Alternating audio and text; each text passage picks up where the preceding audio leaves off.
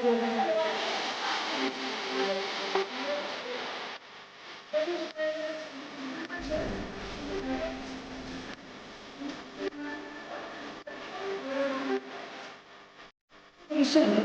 Special ಉದ್ಘಾಟನಾ ವಿಶ್ವೇಶ್ವರಯ್ಯನ ಹಸಿರು ಧ್ವಜವನ್ನ ತೋರಿಸಿ ಔಪಚಾರಿಕವಾಗಿ ಚಾಲನೆಯನ್ನ ನೀಡಬೇಕಾಗಿ ಕೇಳಿಕೊಳ್ಳುತ್ತಾ ಇದ್ದೇನೆ.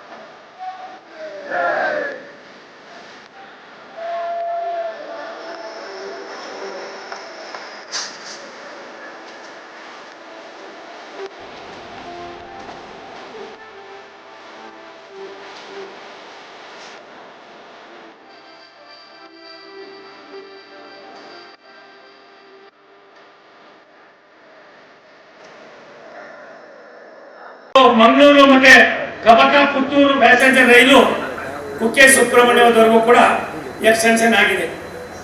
ಇದು ದೀರ್ಘಕಾಲದ ಬೇಡಿಕೆ ಆಗಿತ್ತು ಅನ್ನೋದು ಹೇಳಿದ್ದಾರೆ. ಇವತ್ತು ನಾವು ಇದನ್ನ ಯಾವ ರೀತಿ ಏನು ಟೈಮಿಂಗ್ಸ್ ಎಲ್ಲ ನಿಮ್ಗೆ ಈಗಾಗಲೇ ಗೊತ್ತಾಗಿದೆ, ಅದನ್ನ ಕೂಡ ನಾವು ಮಾಡ್ತೀವಿ ಅನ್ನೋ ಮಾತನ್ನ ಈ ಸಂದರ್ಭದಲ್ಲಿ ಹೇಳಿ ನಾನು ಒಂದು ಮಾತನ್ನ ಈ ಸಂದರ್ಭದಲ್ಲಿ ಹೇಳೋದಕ್ಕೆ ಇಚ್ಛೆ ಪಡ್ತೀನಿ.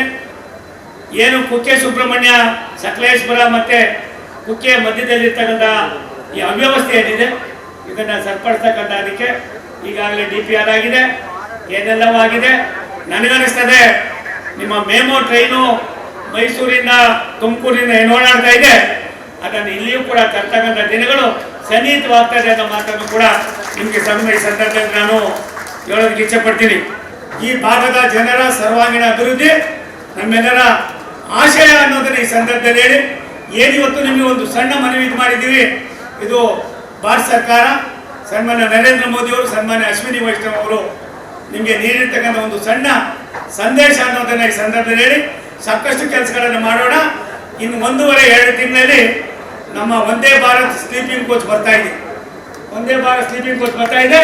ಒಂದನ್ನು ಮಂಗಳೂರಿಗೆ ಕೊಡ್ತಕ್ಕಂಥ ಕೆಲಸವನ್ನ ಯಾಕೆ ಮಾಡಬೇಕು ಅಂದ್ರೆ ಒಂದು ಟ್ರೈನ್ನಲ್ಲಿ ಸರ್ ಕನಿಷ್ಠ 700-800 ಸಾವಿರ ಜನ ಓಡಾಡ್ಬೋದು.